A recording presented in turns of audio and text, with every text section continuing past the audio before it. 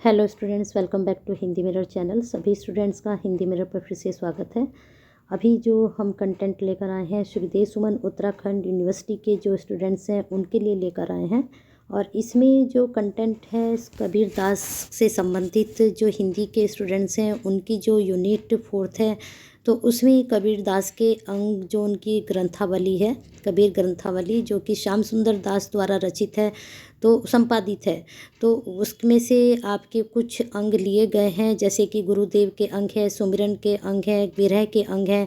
तो सभी अंगों से संबंधित आपके लिए हम भावार्थ लेकर आए हैं।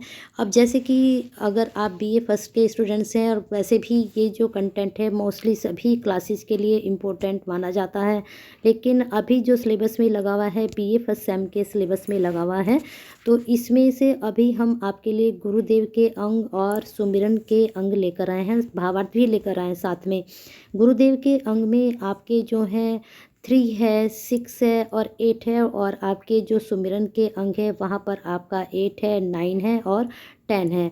इन 6 की हम व्याख्या भी लेकर आए हैं। बाकी जो आपके अंग होंगे ग्रंथावली से संबंधित, उसके भावार्थ के हम बाद में आपके लिए वीडियो लेकर आएंगे। तो बने रहिए हिंदी मिरर के साथ। और अगर आपको वीडियो पसंद आती है तो एक लाइक ज़रूर कर दीजिए, और आपको लगता है कि आपके साथ साथ ये किसी और के लिए भी बेनिफिशियल हो सकती है तो इसको ज़्यादा से ज़्यादा शेयर कीजिए, और कमेंट बॉक्स में अपनी क्वेरी सेंड कीजिए कि और किस सब्जेक्ट से आपके रिलेटेड क्वेरीज़ हैं।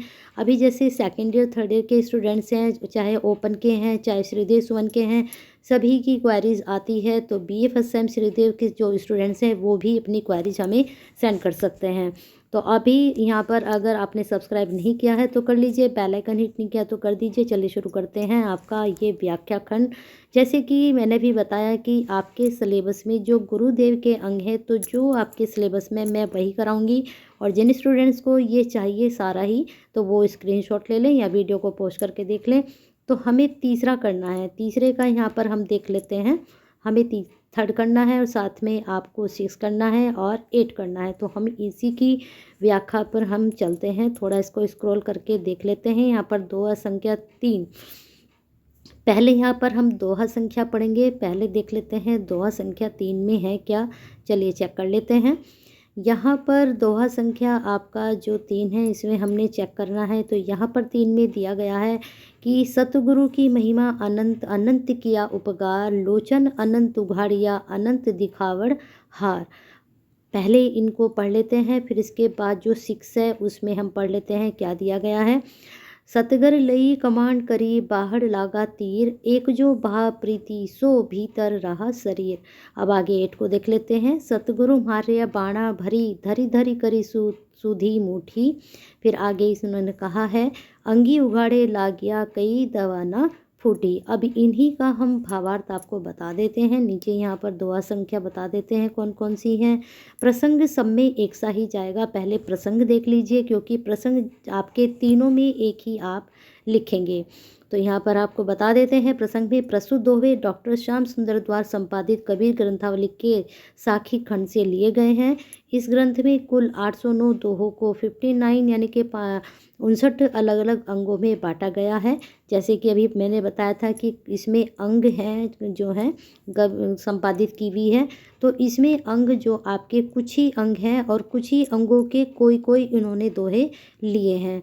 अब जैसे मैंने अभी आपको बताया कि गुरुदेव के अंग में से 3 दोहे लिए हैं, उसके बाद आपके जो हैं सुमिरन के अंग में से भी 3 लिए हैं इन्होंने, और आपके गुरुदेव में से भी 3 लिए हैं। तो इस तरह से अलग अलग ये पार्ट में इन्होंने डिवाइड किया है।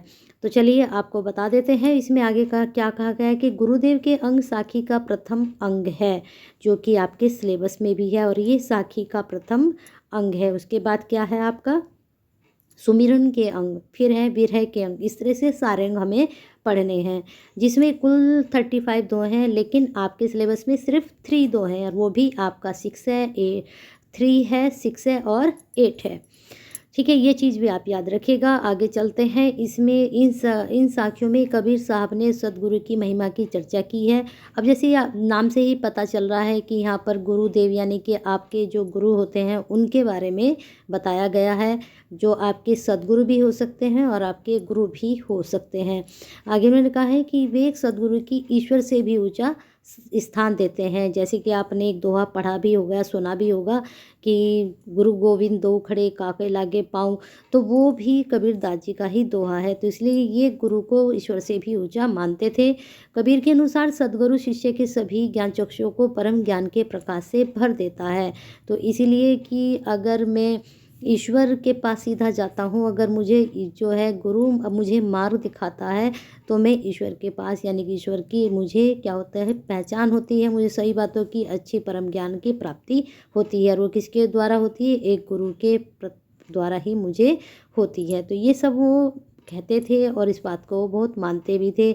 आगे उन्होंने कहा है जिससे वह सच्चा झूठा अच्छा बुरा पाप पुण्य में विभेद कर पाता है। तो हमें गुरु इतना ज्ञान देता है कि समाज में किस प्रकार से हमें रहना है, पाप क्या है, पुण्य क्या, अच्छा क्या, बुरा, सब झूठ, सब हमें रास्ता जो क्या दिखाते हैं, सद्गुरु ही दिखाते हैं। अब यहाँ पर जो संख्या है वो अलग अलग है, 3 हमारे जो सिलेबस में है, देख लेते हैं।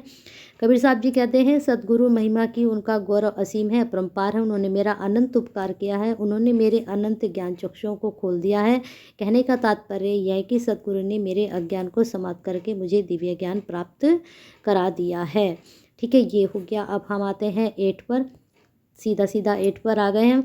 इस दोहे में कबीर साहब जी कहते हैं कि सद्गुरु ने सदुपदेश रूपी बाण को मूठ से सीधा पकड़कर साधक पर इस तरह से प्रहार किया कि वह जोरों से उसके नंगे अंगों पर लगा। उसको यह बाण लगते ही दावांगनी सी फूट पड़ी, जिसमें सांसारिक विषय वासनाएं मोह माया इत्यादि के आवरण जल गए। इन आवरणों के जलते ही साधक का मन शुद्ध सोने की तरह हो जाता है। तदुपरांत तो उसका परम तत्व रूपी परमात्मा से मिलने के लिए हो जाता है। अब यहाँ बाण वो नहीं कि जो शरीर को घायल करता है, उन्होंने बाण वो मारा जो ज्ञान रूपी बाण था, और वो कहाँ लगा? हमारे सीधे मस्तिष्क पर, यानी हमारे दिमाग पर उसका असर हुआ, यानी कि पूरे शरीर पर हमारे मन में क्या हुआ? मैंने ज्ञान रूपी धारा बह निकली।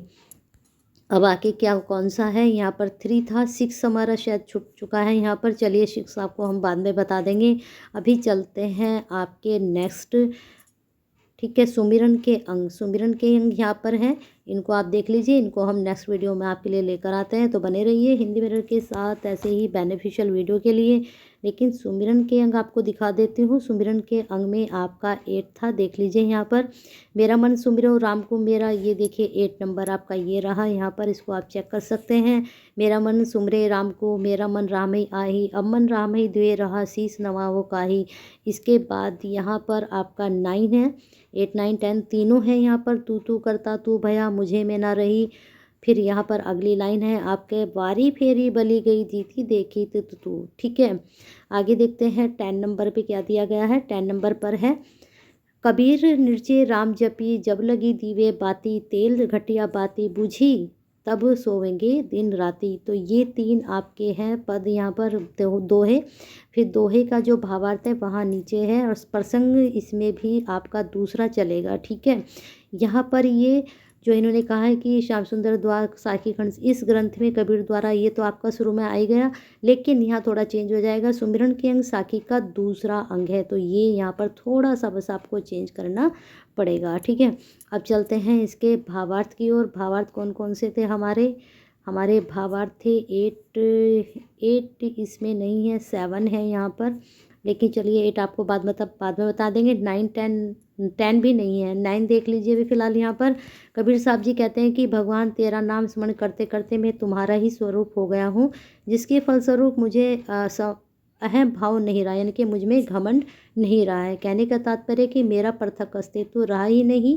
अहम के समाप्त होने के बाद आप पर बार बार मैं बलिहारी जाता हूँ, क्योंकि मुझे सर्वत्र आपका ही रूप या स्वरूप दिखाई देता है। तो इस प्रकार से ये आपकी व्याख्या थी। हमारे 3 इसमें रह चुके हैं। सेकंड आपका जो सुमिरन के अंक है, इसमें से आपका 8 और 9 हमने बता दिया, 8 और 10 रह गया, और वहाँ पर आपका 8 रह गया। तो ये जल्दी ही लेकर आऊँगी, तो तब तक आपको बने रहना है हिंदी मिरर के साथ। सब्सक्राइब कर लीजिए, बेल आइकन हिट कर दीजिए और शेयर कर दीजिए सभी स्टूडेंट्स को। कबीर दास के पहले सारे अंक करा देंगे, उसके बाद आपको सूरदास का भ्रमर गीत और सब, ये सब हम सिलेबस आपके एग्ज़ाम से पहले आपको सारा कंटेंट प्रोवाइड कराएंगे। साथ में और सब्जेक्ट की भी आप क्वेरीज सेंड कीजिए, तो आप तक वीडियो पहुंचेंगी। तो बने रहिए हिंदी मिरर के साथ।